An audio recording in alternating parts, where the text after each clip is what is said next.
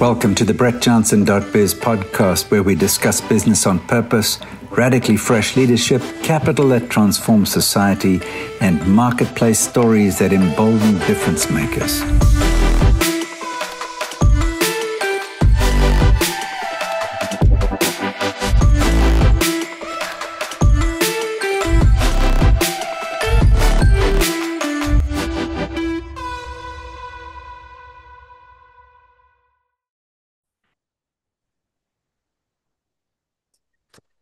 Well, welcome to the Repurposing Business podcast. It's a delight to be with Francois Phoeniciac, who is dialing in from South Africa. Welcome, Francois. It's good to have you.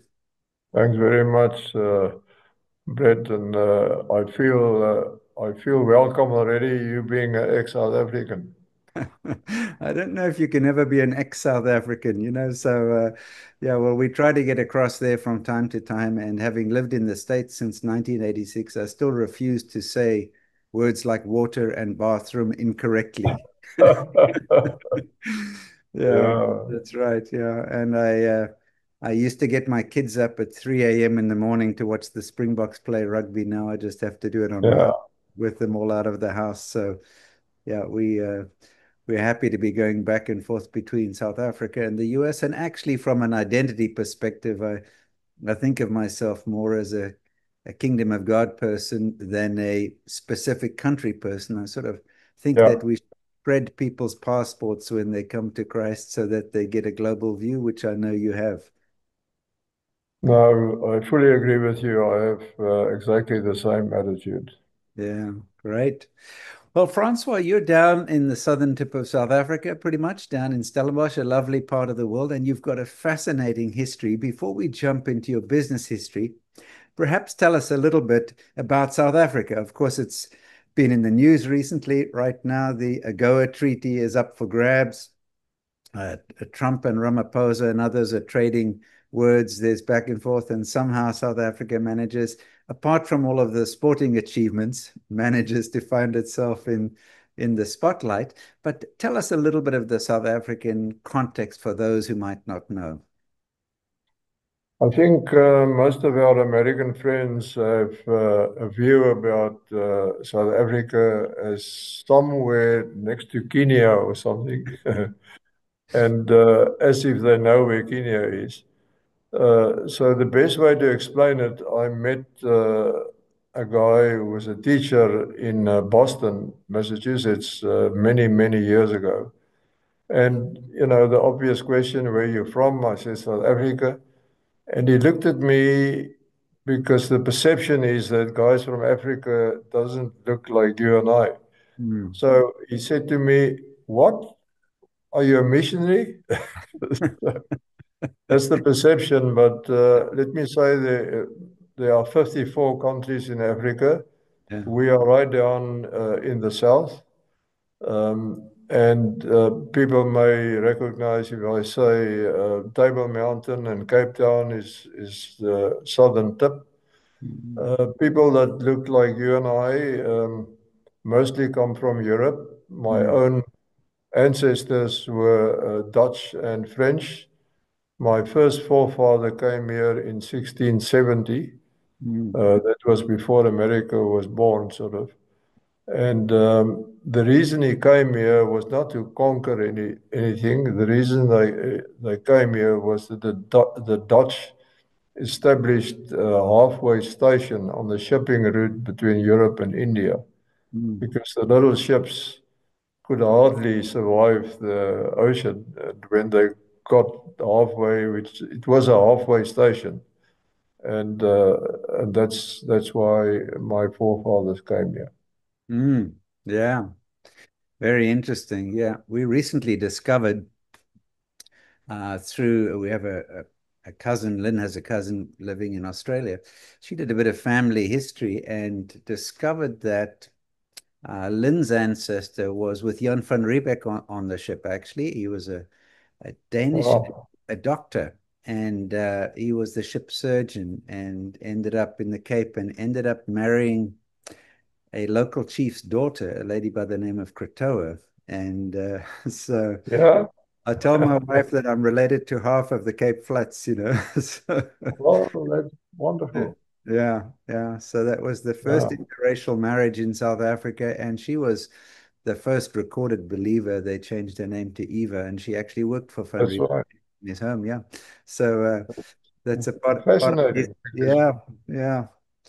So yeah, happy to discover that. Yeah. So it's very interesting. I mean, one of the things that Lynn does is she takes a group into the south of France to do a course around hospitality and so forth. And it's the French Huguenot area and the impact of the Huguenots that they had on many, many nations, because even some of them that came to South Africa came via other countries such as Holland and Germany and Switzerland and England. And so the impact of those French Huguenots, which of course you're living in a town probably started by French Huguenots, is my guess, almost. Yeah. yeah, he was, I think, the second governor after Van Riebeeck, who Yeah. started Stellenbosch. But Yeah.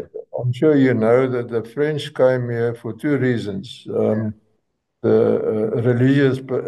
Religious persecution Right. of the Catholics, and secondly, the Dutch who were here first, they kind of welcomed the French refugees at that time because they wanted their knowledge for growing wine. I guess Mm. the Dutch had a liking for wine, and they wanted. So still to this day, the Cape area produces some of the best wines. Yeah. Uh, Not that I would know. I'm not a big drinker, but Yeah, certainly. Well known for that. So yeah, that is amazing. Yeah, it is amazing. And so a long time, you've had a long history over there. And South Africa, sometimes the impression in the US, I know when the guy from Boston asked you, yeah, his question, when I first arrived in the US, I went to get my hair cut, and the lady also asked me, where are you from? And I told her. And she said, how long had I been there? I said, like 10 days. She asked me, did I drive or did I fly? Yeah. yeah. So there we go. But so South Africa, we think about it as black and white, but it's a bit more widespread than that. Tell us, like, how many official languages and so forth. Just paint a bit of a picture there, Francois, if you wouldn't mind. Yeah, it's quite good, easy to understand. Over the centuries, the black guys migrated here from Africa, Mm, and they represent now 80%, 81% of the population. South Africa's population is 65 million. mhm. That is recorded. There are another few million not recorded, but let's say we between 65 and 70 million people. Yeah. What is interesting is that we have a very diverse society.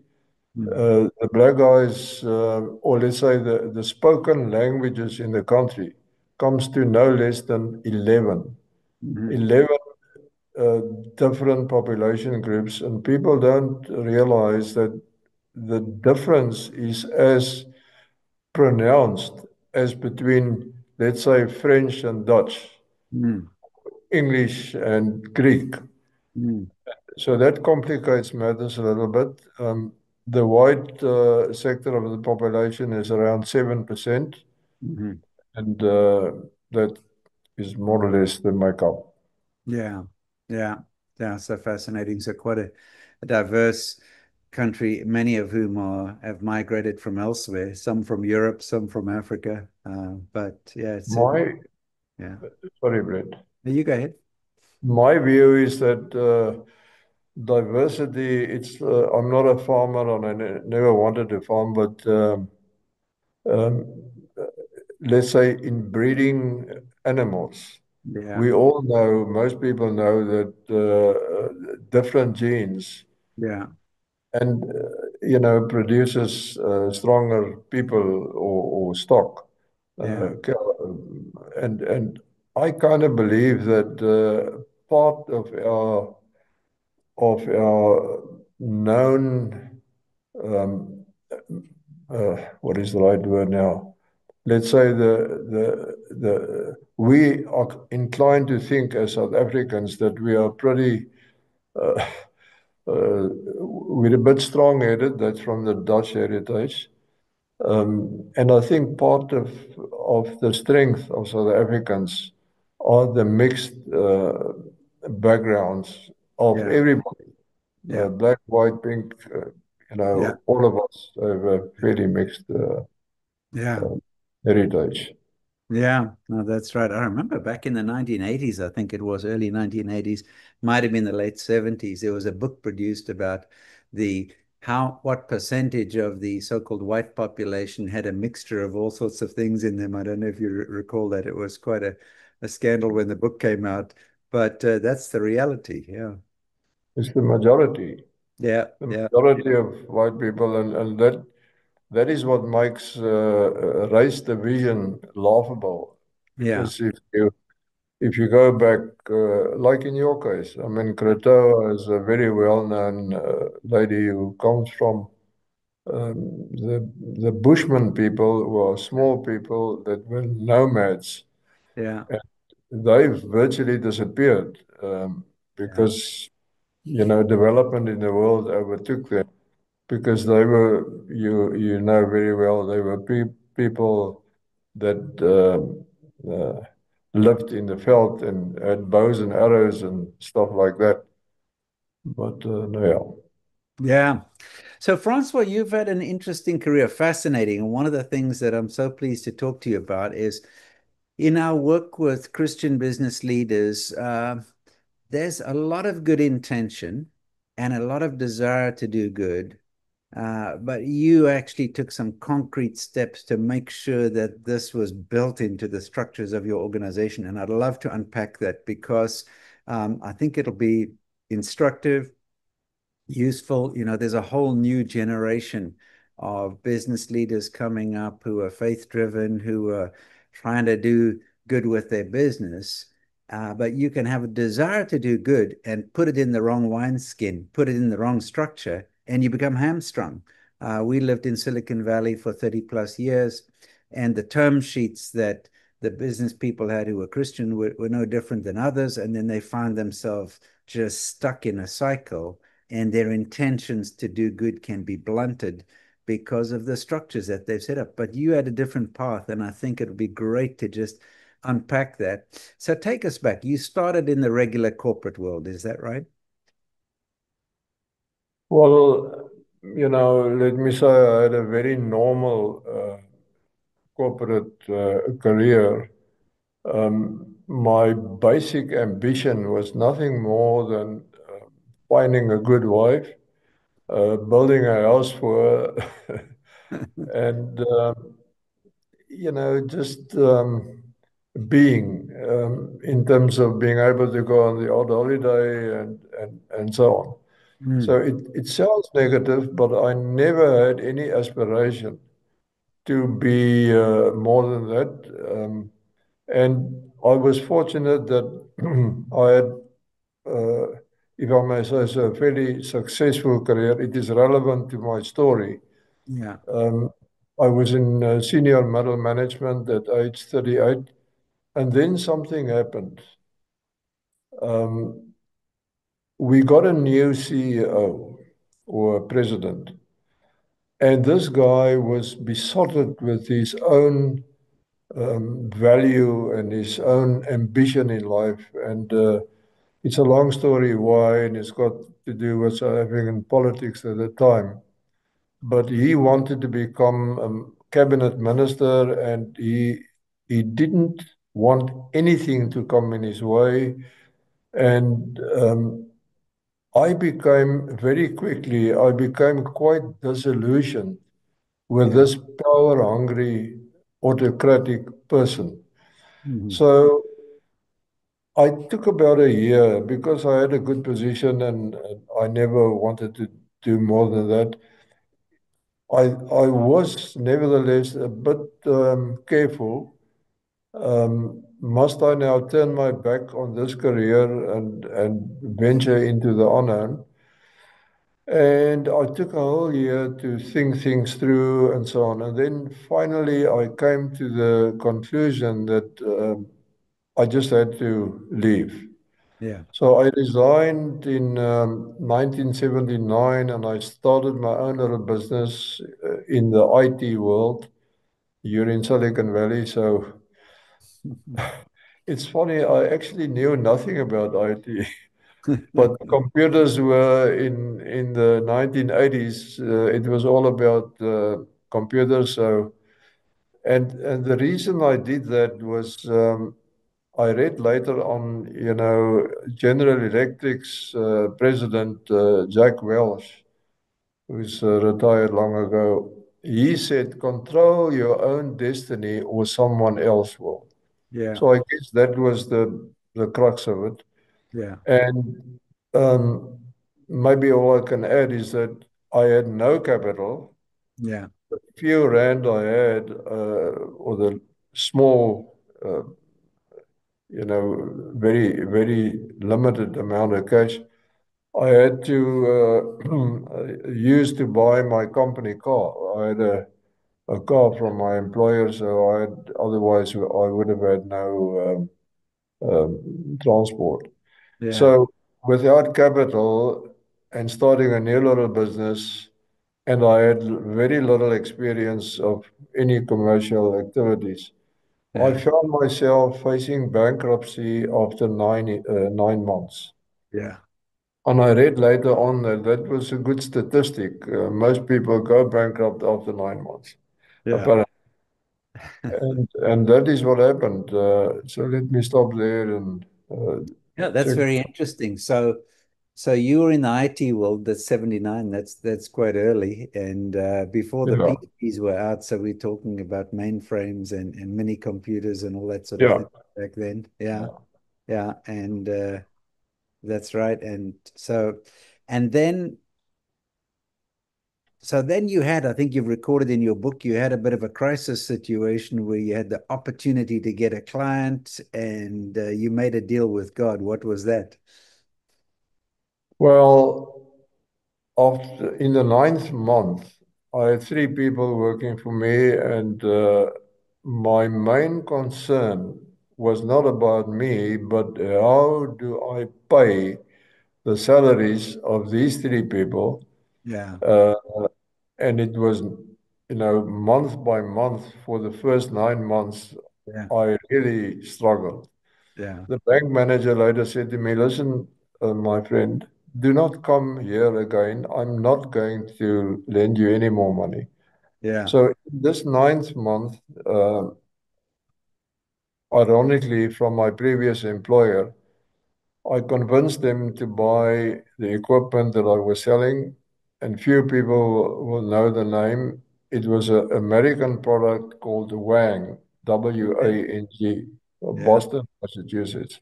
Yeah. So I, and it was a word processing equipment. So I convinced my previous employer that I will sell them this system, and that would have seen me through for 2 or 3 months. Yeah. So they phoned, and this nonsense story of, "Do you want to hear the good or the bad news first?"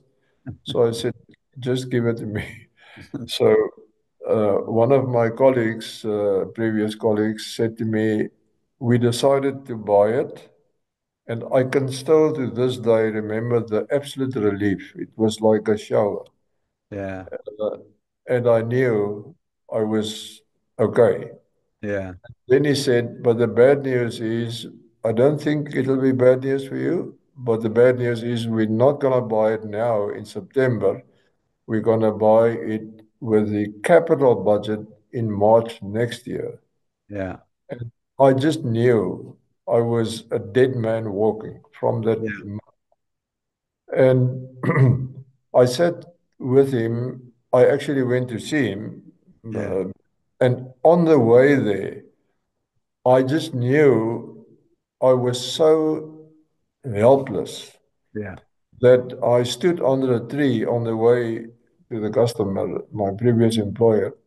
And I Yeah. said, "God, and let me say to my to my own detriment, I was a second Sunday Christian Yeah. up to I was a Christian with a small c.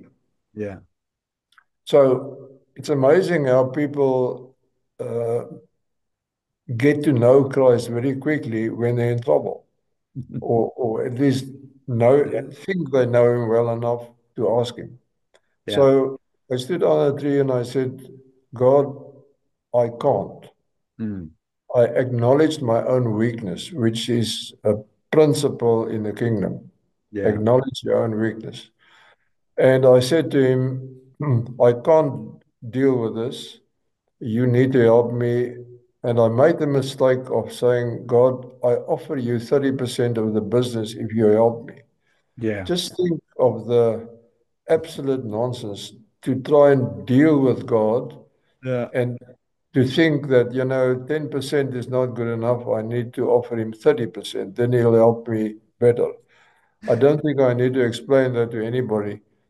But even worse is I didn't even realize to offer anybody um, 30% of a bankrupt business is not Yeah. really a gift. So God um, said nothing at that point, or I didn't feel anything. And I carried on and I got to the guy who phoned me earlier and I said, listen, um, you want to buy it 6 months from now? How about me renting it to you? And he immediately said, wow, that's a great idea. I've got money in my rental budget.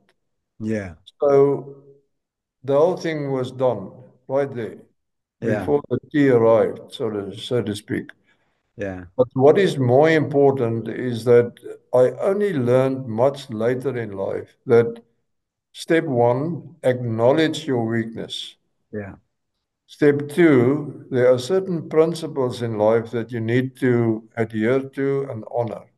Mm. So, fortunately, on the way back to the office, Yeah.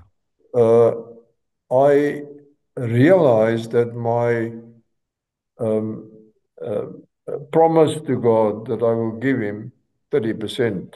I, I still feel guilty about saying that. That my promise to God was actually a vow. And I realized that there's a huge difference between a promise and a vow. Mm. And I don't think I need to explain that. Yeah. So you can promise something to your wife and then later on try and negotiate with her, but you never do that with God. Yeah. Yeah. Never. Yeah. So the final step was I felt that I need to force myself to adhere to my um, to my offer Mm. by putting the 30% in a trust. Yeah. Went to a lawyer. He actually tried to talk me out of it and said, no, no, a contract must be that you can take it back.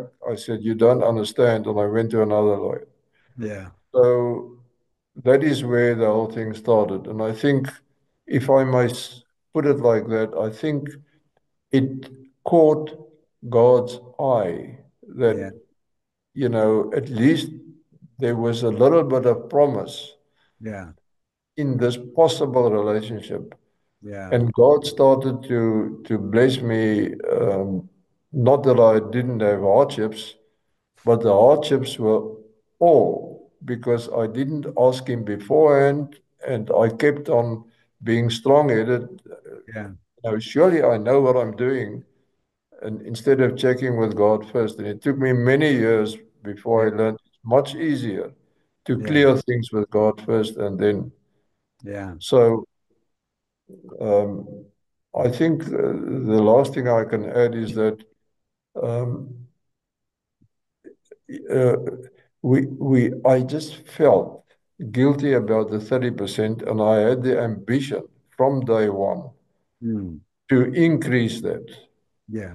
I I never thought to what figure, Yeah. but as God blessed us, it was the shareholding of 30% belonging to the kingdom in the business was increased to 50% and then later to 70 Mm. and then to 90. Yeah. And 2 years ago, it got to 100%. Yeah. In the sense that people may not understand that, but God had looked after me to the degree that I don't need any more. Yeah. Yeah. And so I dealt with my hereditary, uh, um, Inheritance for your kids and so on. yeah, that Yeah. was dealt with. And the trust is now owning 100% of the business, which some people may find strange. Yeah. But you know, 1 Corinthians 2, verse 14 makes it very clear. Yeah. It says, without the Spirit, you cannot accept the things that come from the Spirit, Yeah. is God, the Spirit of God, but consider them foolishness and cannot understand them. Mm. So that explains it very simple. If I tell the testimony to some people, and even people listening to this, there will be a percentage of people that says, yeah, yeah, yeah. Yeah. This all sounds very holy and very good, but it's a bit far-fetched. It is Yeah. not. Yeah. It is not. Yeah. It's very interesting. Three things come to mind, Francois, when you say that. One is I remember reading a book way back in the day. There was a guy, Stanley Tam. He was on the east coast of the US and he was going around in the old days when they processed photographs. There was leftover silver and so on, and he would pick that stuff up and he started a little business. But he tried to find a lawyer that would incorporate a company with Jesus as the majority shareholder, and he struggled to find a lawyer who would do it. And I think when you're up against your accountants, your lawyers, your financial advisors, and so forth, what they often call wisdom is not wisdom from God's perspective, and it's just so-called best practices clash, as you say, with kingdom principles. And they're hard to understand unless God is giving you the enlightenment. It's not a formula, and you will find opposition. So I thought that was interesting. You reminded me of Stanley Tam's story. Another gentleman I met was out in Colorado. He was a geologist, and Gilman Hill. I don't know if you ever met Gilman. He's gone to be with the Lord, and he started a business, and God had showed him a way to extract oil out of the ground and so forth. And he had an unproductive oil field that he'd purchased. And then and he was giving 10% away, and God challenged him to give away 90%. And I think he ended up with about 4 or 6% of his company. He and his family had 10%. But within a number of months, the small percentage that he retained was producing more than the 90% he had before. So he Yeah. went back and forth with this, and uh, and it's not always an easy story, but I admire the commitment where people put it in black and white rather than saying, well, one day if God blesses me, then I'll do that. So I love the way that you went after it structurally. So people might be wondering, so looking at the group that is owned, uh, you've expanded from IT businesses. What sort of businesses are sitting underneath there? Because I want to unpack that a little bit. Yeah, we first um,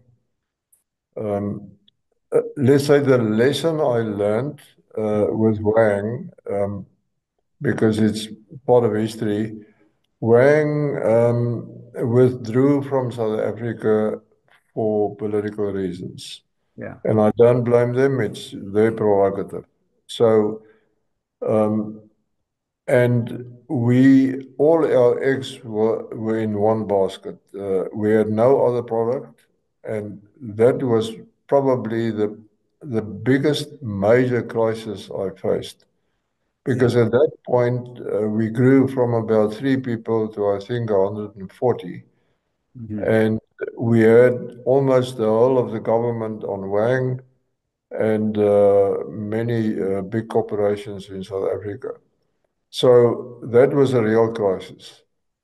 And that taught us that we must stop thinking that we are doing the right thing, and when we get into trouble, we turn to God. Yeah. It's easier to turn to Him first and acknowledge Him as a shareholder. And at that point, it was still 30%, but nevertheless, he was a major shareholder. Yeah. 30% is meaningful. Yeah. So that was a turnaround in the sense that we started acknowledging him first and asking him first, Yeah. um, should we do this or that? So as things turned out, there are various reasons. We got the opportunity to branch out into property. And so that was the first major venture outside of IT. Hmm.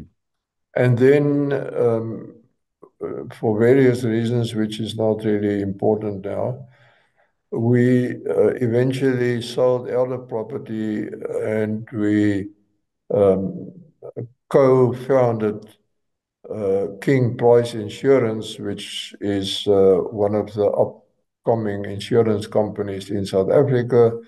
Yeah. And it is now branched out to Namibia, one of our neighboring countries, and to Europe.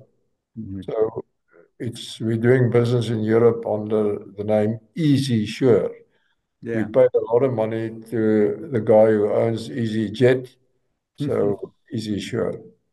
And there, are a number of other companies. Maybe I can just name one, which we've Yeah. sold in the meantime, to pick up redundant telecom cables from under the sea. Yeah. That's a fascinating business. Mm. And you and I both have interest in Melkbos. It Yeah. actually started there Yeah. in cooperation with my good brother. Yeah. And um, we've picked up now, I think, nearly 150,000 kilometers of cable, all in all the oceans of the world. Wow. And I don't think I should take any, I want to, but I don't think I should take more time on that topic. Yeah, it's just a fascinating, typical South African can do story. Yeah. It Yeah. has never been done. There's no other company in the world that does it. Yeah. And for various reasons, a few months ago, we sold that company. And so there are these business decisions, Yeah. which is just normal business decisions. Yeah. And I can tell you more about the structure if you want to. So I would imagine, so you then went set up the Mergen Foundation that is, I think was the foundation or a trust you set up Mergen. Tell us a little bit about the name Mergen, and then I want to explore a little bit the relationship between your CEOs or your presidents and the trust and foundation, because I would imagine people have questions about that. Yeah. I just felt the company had another name, Infotech, Mm, but I just felt as I realized there was a a big hand assisting us. yeah, I just felt that I should recognize that, and also the business diversified. So I knew a guy in our neighborhood in Pretoria who was a professor of Greek, and I went to him and I asked him, and he came up with a wonderful solution. yeah, He said to me, he fully understood what I was about. And yeah, he said, let's take two Greek words, nome, Nome, yeah, which means the area, the extent of the flock of Jesus, where they yeah. graze. Okay. That gave me a good idea of it's about the area. Yeah, You can convert or you can testify towards your neighbor or your brother, and that's it. yeah, But to go further and yeah, serve Jesus' area of operation. yeah, And then he said, ergon, yeah, as we may all know, refers to effectiveness. yeah, And he then said, call it no Mergon. No, yeah, and I didn't like the no. Um, and so I said to him, can I leave the NO? And he yeah, said, yeah, sure. So instead of no Mergon, yeah, uh, call it Mergon. yeah, So immediately decided that was the right name. yeah, And our mission at that point was defined as, and it's still valid, yeah. the effective expansion of the kingdom through business. Okay. Effective expansion, because I'm I'm very strong on effectiveness. Yeah, So that yeah. was basically that. Wonderful. What I love about that is the through business part, understanding that work is worship and business is ministry. It's not just, um, well, you can build rubbish buildings or you can put in bad computer systems and then still make a bit of profit and extend the kingdom. I love the way that you've integrated those things.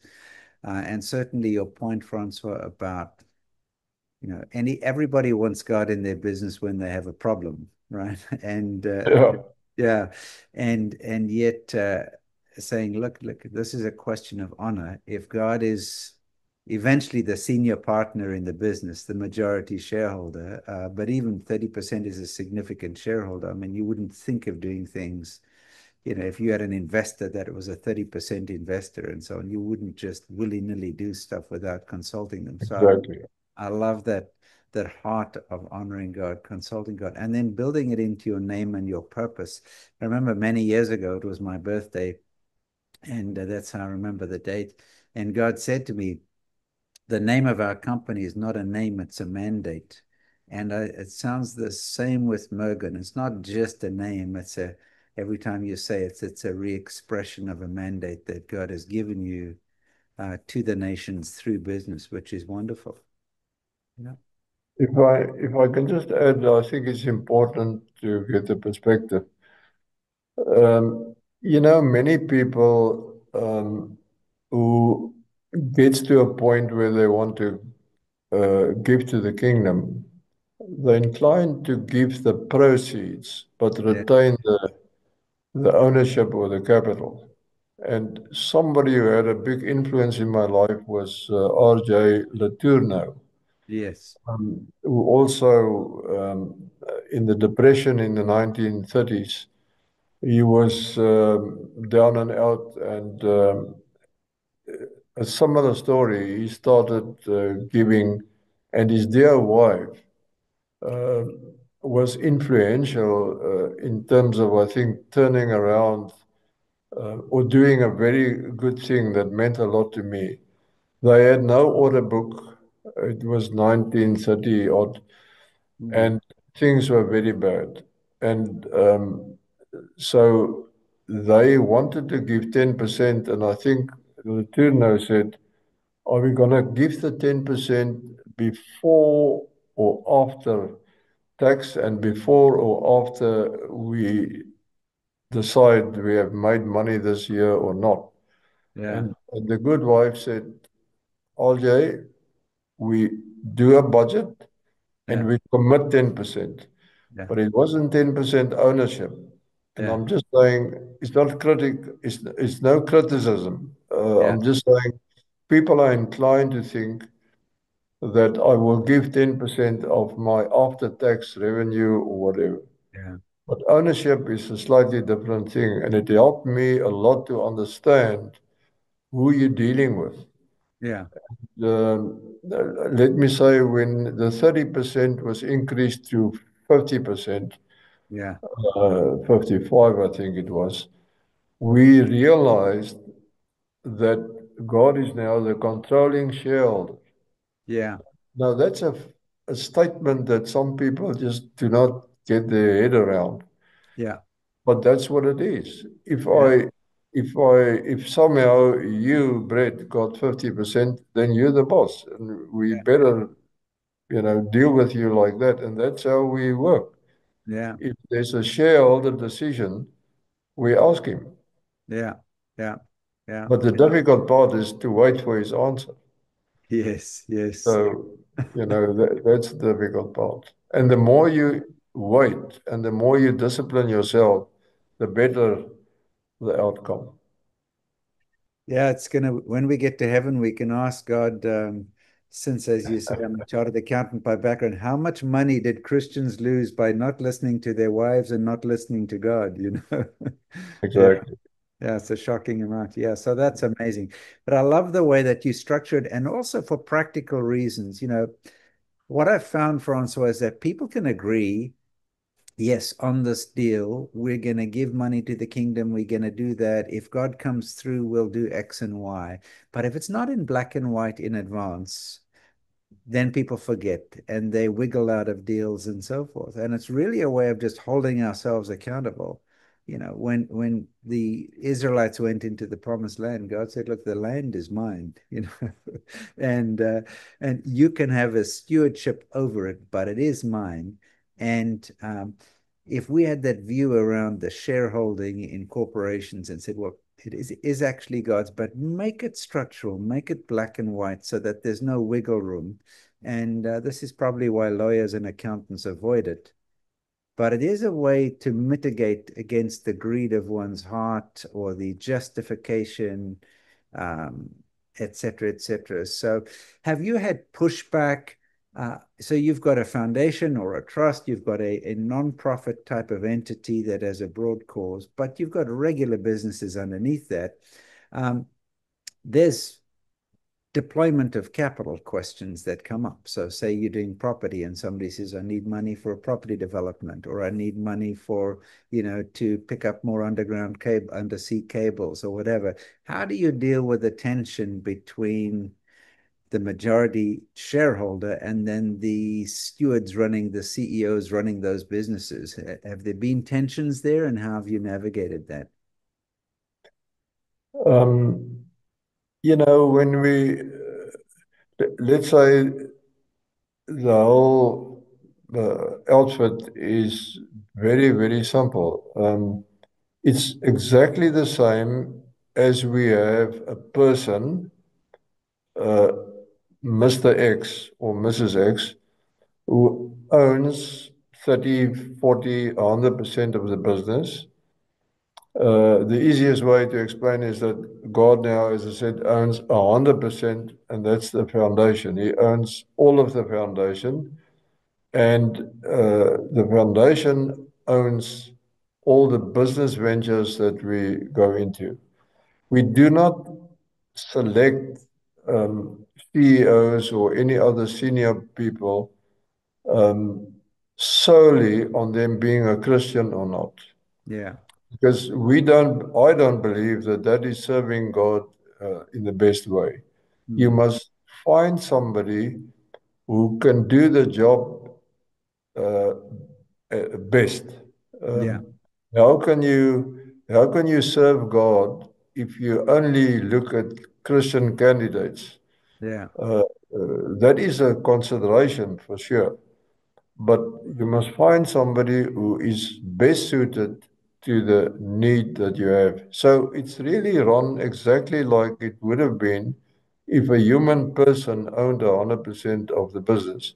So Mm. if the human person's name is Mr. X, then you would call him up and say, listen, you better come here. We need a big decision. Mm. Or there are three different boards for various reasons. And the main board of the organization uh, is staffed by independent outside people. Mm. So the foundation is not run by any insider. Yeah. It's independent outside people, accountants, lawyers, etc., who have a feeling for Christian work and so on. Mm. So uh, even then, some decisions are taken by the board and typical shareholder decisions. Should we now go into to insurance or not? Should we make this big investment or not? That is taken to God. How we delegate 3 or 4 people to pray about it specifically. And it's happened a number of times that the great majority of the people that we ask to pray about it come back with exactly the same verse out of the Bible, or I can maybe give you an example if you want to. Yeah, that'd be great. At some point, we felt that the head office should move from Pretoria, which is up north of in South Africa, down to Stellenbosch. And at first, we thought the guy who came, Peter Fore, the guy who came forward with the idea, maybe he wanted to live in Stellenbosch and it's a nice area or whatever. But then we realized he was the CEO of Mergon. So we realized that, there might be something in it. But I was dead scared that we're going to lose half the staff because, Yeah, uh, people, the wife may work for us and the husband works for somebody else. And we then asked for what people to pray about it. Should we move down to Cape Town or not? And the majority, if not all of them, came back with Exodus 14 or what I think, mhm, that the um, when the Israelites moved from Egypt to the Promised Land through the Red Sea, God, as you know, provided a column which was very dark on the side of the bad people, yeah, the Egyptians, and 24-hour light on the side of the Israel. Is I always want to say the Israelis, but it's not quite. the Israelites, yeah, And how difficult is it to understand that if people that are delegated or requested to pray about something and they independently come back with exactly the same answer, yeah, then we didn't even hesitate. The next day we almost started packing, and it turned out to be the right decision. And mm, there were many other examples like that. yeah, yeah. I like that. I like the principle of you can have unanimity of thinking, but you can have a unity in the spirit, which is wonderful. So getting people to agree Yeah. on things and delegating, involving your people, it's sort of a non-autocratic approach, and you're dependent upon God speaking to people and giving the advice. As you say, waiting on God is the challenge sometimes, which is like, okay, God, we've given you 5 minutes and we need a decision. I mean, it doesn't work like No, that. no. Yeah. Yeah, that's right. Fascinating. So, Francois, it's you've done the world a favor by putting your story into a book, and I know you don't like to get out there and talk and toot your own horn and so on. You're counter to that, but there is a power in the testimony, and it's been great to read your book. And so you've put that together. Tell us a little bit about the book. What's it called? And I'll put a link in the notes where people can get the book. Yeah. Um, it I'm 86 years old now. So when I was around in my mid 70s, Peter Fore, the CEO of Mergon, said to me, "You must write the story." Mm. Um, for some reason, I didn't feel like it. Uh, Whether it was me looking forward to retirement, which I haven't succeeded in getting to this day. Uh-huh. Uh, I hesitated and so on. So Peter said to me one day, "Listen, Francois, do you think you're going to live forever?" And that same day or the next day, I started writing the book. Yeah. And my English was a little better then than it's now. But so the book is now in its fifth edition.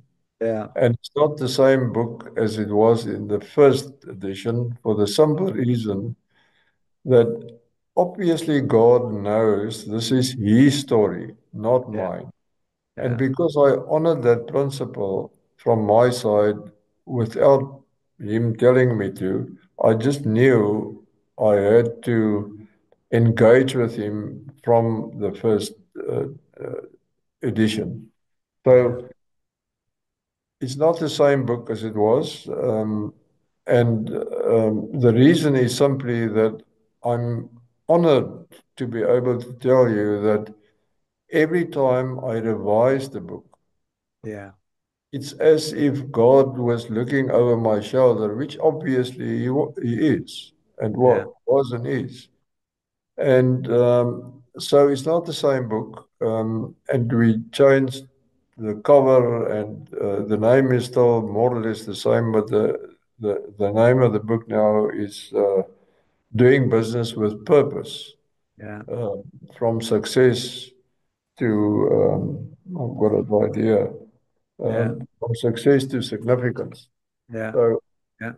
it's, as I said, in the fifth English edition and the first Mandarin edition.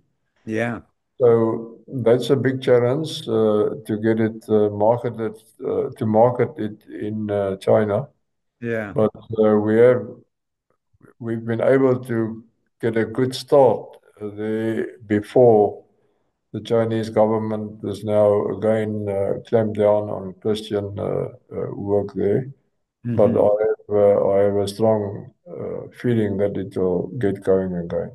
Yeah. So that's Yeah. basically, is that what you want to know, Brett? Yeah, it's fascinating. I love the fact of firstly your reluctance to write a book. I know a friend of mine came to me and told me, Brett, you need to write a book. And I thought, there's already too many books out there. You know, you can't even get to all of the bookshelves, and there's more and more. So, firstly, the world doesn't need another book. That was my first thought. And but the process of collaborating with God that you talked about, God looking over your shoulder, I think God delights in that, the co-creation process. And there's things that He unpacks to you about Himself, and we benefit from each other's stories. You know, there's a lovely passage in Scripture where Moses instructs the Israelites to tell their children certain things because they weren't the ones that saw the miracles in Egypt. And so, you know, nobody can go back and live through what happened in the 70s, the 80s, etc.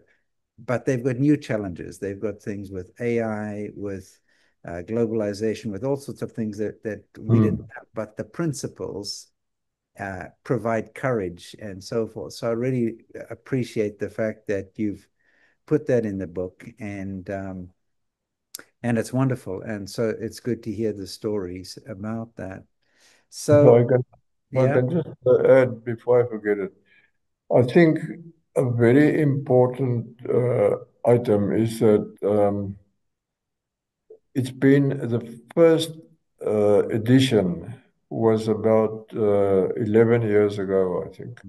Mm, So it's obviously true that not only not only is it important, and let me say, I still read the book on occasion without any intention to change something. The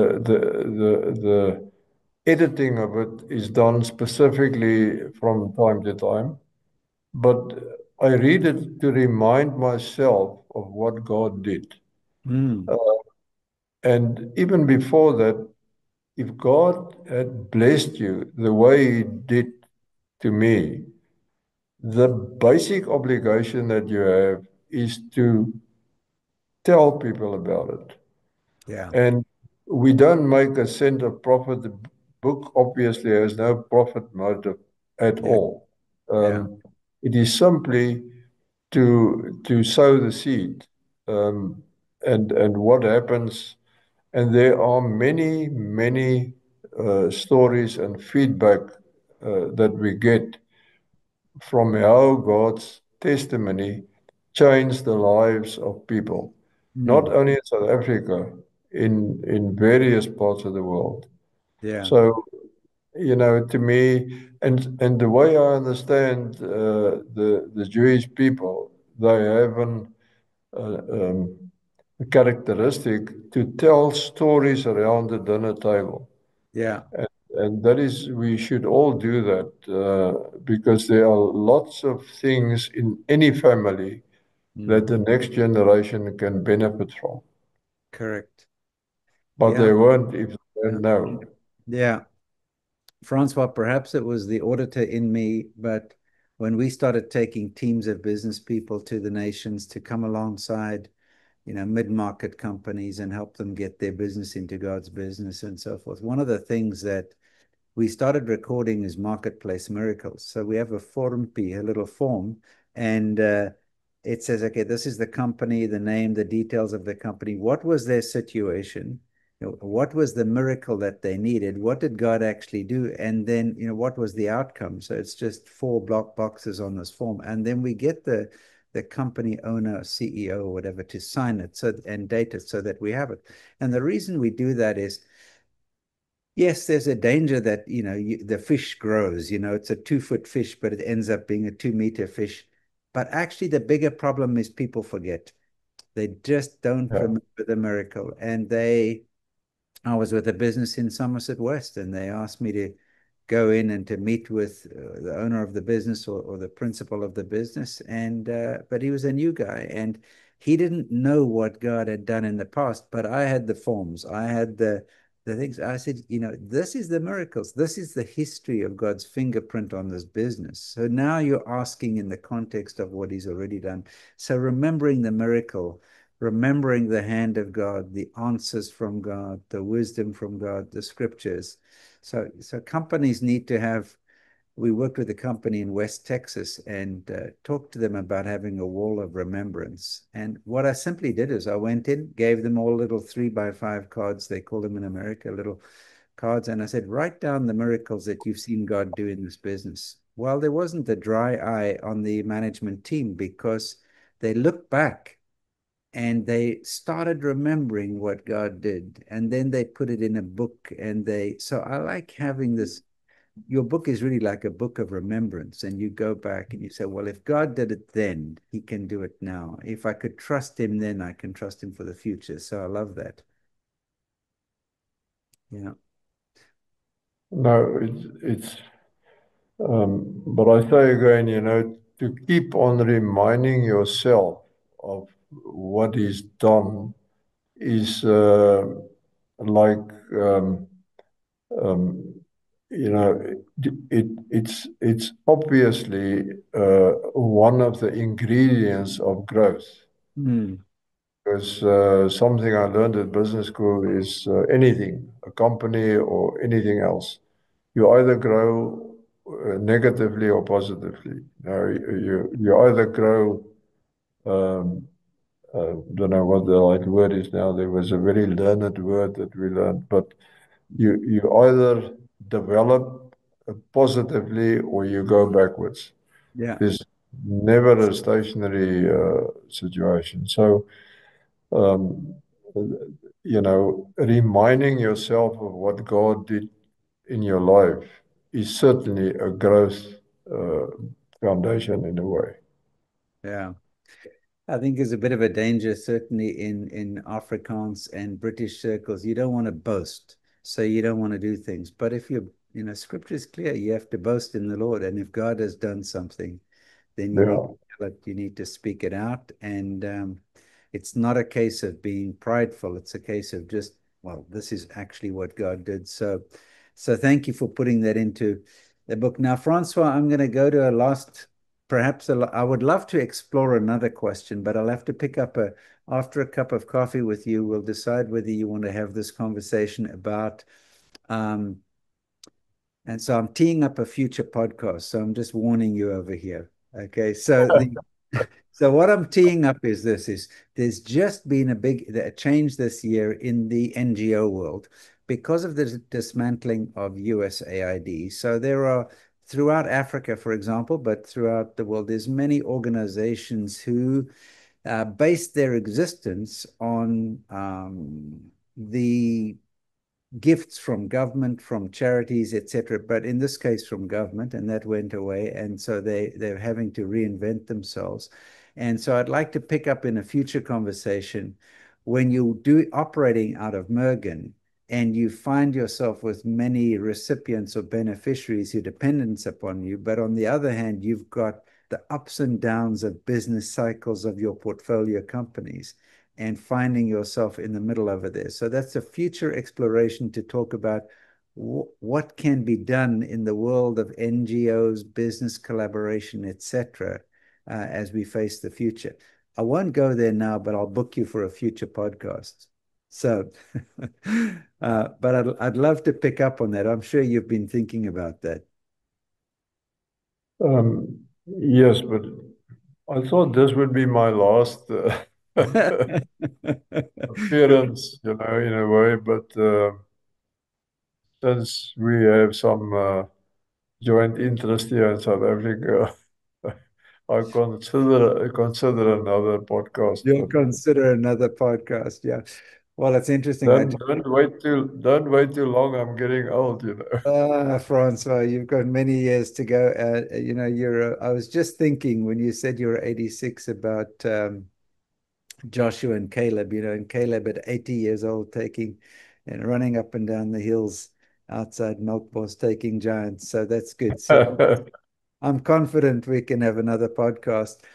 Francois, it's almost a bit of an insult, but I had a guy from Chicago contact me a couple of years ago, and he said, we started a consulting company to consult to Christian businesses.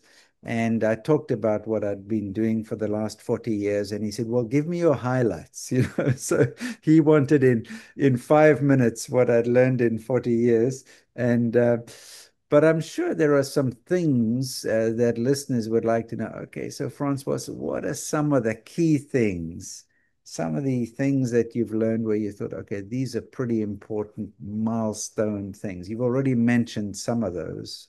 Um, consulting God before the crisis comes, consulting Him, getting unity on what He's saying, etc. Any other things come to your mind where you say, yeah, these have been highlights for me. These have been mile markers. Yeah, let me say that it sometimes feels to me as if at least half the people who read the book want to come and see me. Um, and obviously, I'm not the sort of person who think I'm too important to see you, Yeah, but you can only see so many people.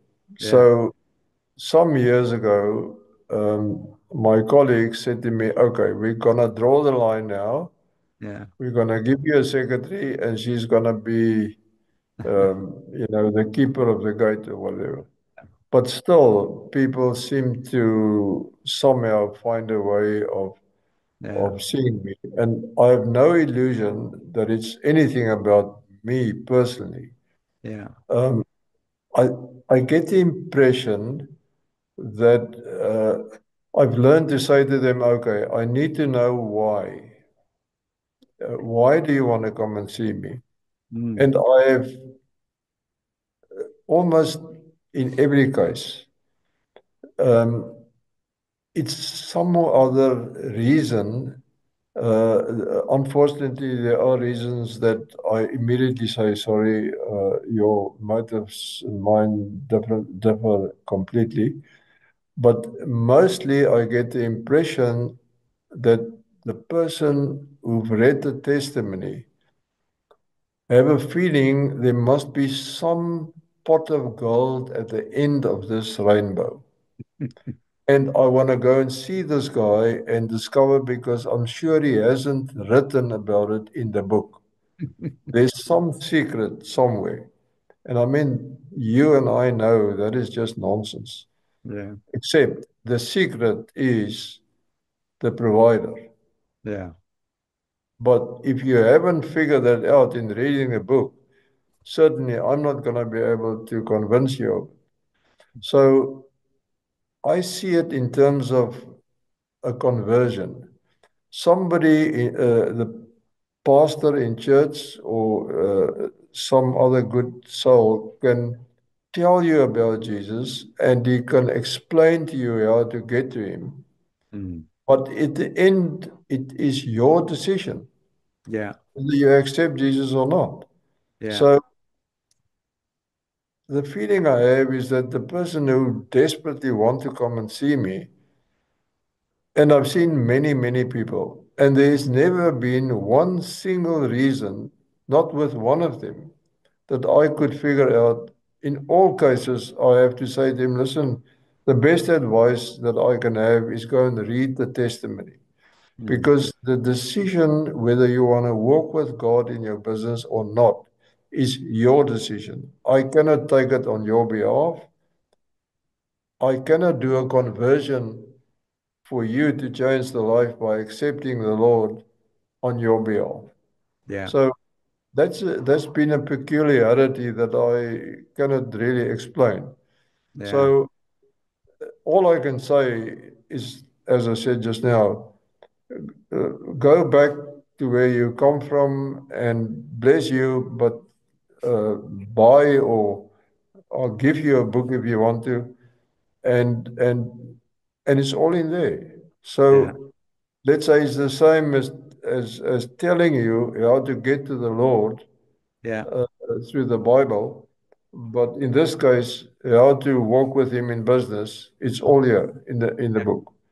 Fantastic. So in terms of highlights, I By the can way, only after that, you don't have to do highlights. They can go and read the book.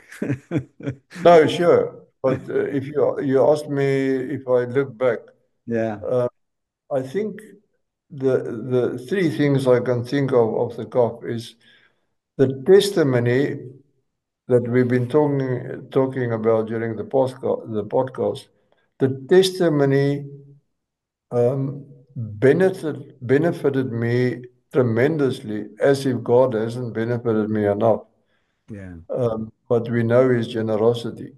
The testimony and and rewriting it or editing it from time to time has taught me more about God than I ever thought possible. Mm. And if that's not a fantastic benefit, I don't know. Yeah. So to me, it has never been about the financial gain that I got through working with him. To Yeah. me, money means nothing. Yeah. It's easy to say, but it's that is probably the biggest gift he gave me. Is it about money or about uh, meaning in life and assisting others? And I see it as if you have more than you need, um, put it the rest that you don't need, put it in the stream of life Mm. because God knows there's somebody downstream who needs it more than you do. Yeah. Um, and some of the many other things that when I look back, it came to me long ago that you must never give to receive. Mm. Had I, it was my intention to offer God 30% to receive His assistance. Yeah. But that was a huge mistake. Yeah. And God only, um, you know, He only helped me because it must be, and it sounds wrong if I say it, but it must be that He knew, obviously He knows what the future is, but that He knew I would not deal with this gift that He's giving me to help me through September 1980, that I will deal responsibly with this. Mm. God knew then that you and I will sit here talking about it. He Yeah. knows that the people who listen to this podcast, I always think, even if there's one person Mm. somewhere uh, that gets a new life through our discussion, then it's Yeah. worth it. And the last thing we've touched on it, but I'm an impetuous person. I think I know to this day. I think surely I know what to do. Mm. But the lesson I learned, one of the biggest lessons was wait on God. Yeah. If you wait, you will get a better answer. Yeah. And we all know the marshmallow test. Uh, If you want to teach a youngster, here's one marshmallow on the table. If you don't eat it within 10 minutes, I'm going to give you two marshmallows. It's a stupid way to explain the intricacies of living with God, but Yeah. wait, uh, because God tests you. Yeah. Don't think you're not going to be tested. He Yeah. tests you in terms of are you able to fan your flames? What does the Bible say? You must Fan into flame. Yeah. fan your talents into flame. You must. What did you just say? You must fan You your fan into talents. flame the gift that's within you. Yeah. Yeah. Yeah. So that's the way. There are many other things when I look back, but Mm, mm. Wonderful. I love your reflection on things, and it's good for us to remember. Recently, I was just considering a situation, so I went back and I took my journals, the ones that I have in the soft copy, and where I've typed them out, and of course I used to do them by hand, but the ones that I had typed out, I just actually just put them into a large language model, just an AI tool that just anybody can get. mm, And then I said, okay, go through and pull out everything on this particular topic. And it was just be able to get those highlights and to look back, and it gives you a perspective because yeah, it's very easy to say, this is hard, but you see those patterns again and again. The challenges get bigger, but there's the marks of God's faithfulness. It's also, when you get to 86 years old, I presume, certainly I'm not there yet, but it's like, okay, was I a good father? Was I a good grandfather? Did I work? And you go back and you remember, you say, actually, well, because the devil will try to say to you, you could have done more, you should have done less, whatever it might have been. no, sure, Yeah, and to get those to encourage, it's a way to encourage yourself in the Lord to go back. And yeah, I thought about that scripture when you're talking earlier, Francois. Come, let us reason together, says the Lord. So even though you might have made a bad deal with God in the beginning, God sees your heart and says, yeah, that's good. I can work with this and I can improve. yeah, But it's the collaboration, the back and forth with God that I love in your story, and certainly appreciate you sharing that. Yeah. So, Francois, thank you so much. Thank you for sharing your journey. Anything else that you'd like to just say? Look, this has come to my mind, and you'd like to highlight it for those who are listening. um, Brett, uh, I think hopefully, the listeners will forgive me if I say again, we don't want to make any profit out of, we have never profited out of the book. Yeah. In fact, the reverse. But I cannot really add anything that is not in the book. And Yeah. obviously, um, however, however long we talk and however many podcasts, hopefully only one more, you're going to talk me into, I can never do justice to what is done. I Yeah. feel that the testimony book comes very close to doing justice Mm, uh, to his story. I don't even see it as my story. right. So there's such a lot um, um, of detail Mm, uh, in the book. To give you an example, quotations in the book about the Bible from business, from management lessons, from management in general, and just yeah. general wisdoms, whether it's Shakespeare or Einstein Yeah. or whoever I read about. Peter Drucker, for instance, is a guy full of wisdom. Yeah. And now Malcolm Gladwell is the latest example with his wonderfully readable books. So, and then, if you excuse me, I I got some insights. I mean, I've been in business or in corporate life for 63 years now.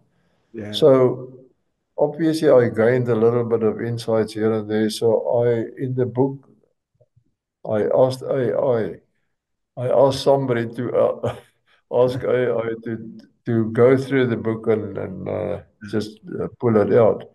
So there are 85 insights Yeah. from my own side that I repeat in a certain way so Yeah. that you can easily, it's summarized at the end of the book and so on. Fantastic. So 165 quotations from Churchill to the Bible to Yeah. uh, everybody, and 85 insights of my own gives you some idea of the content and of the amount of, call it wisdoms if you like, Yeah. of the testimony. And a testimony is hardly worth anything without um, giving you the ability to come away and that it influences your life as well. Yeah. Yeah. So I'm not giving you a direct answer, but No, that's fantastic. You're certainly whetting people's appetite to read the book, and so I really appreciate that. And we will put a link in the show notes. We'll put a link in there so people know how to go and find it. And Francois, thank you so much. Thank you for sharing your wisdom. Thank you for sharing your journey. And I'm glad that you stood under the jacaranda tree and made a deal with God, even was if it wasn't a great deal looking back, but it's certainly put you on a trajectory. And so I certainly appreciate that. And there are many, many. We didn't even talk about all of the charities, the nonprofits, the small businesses, the entrepreneurial efforts, the initiatives that have spun out of this.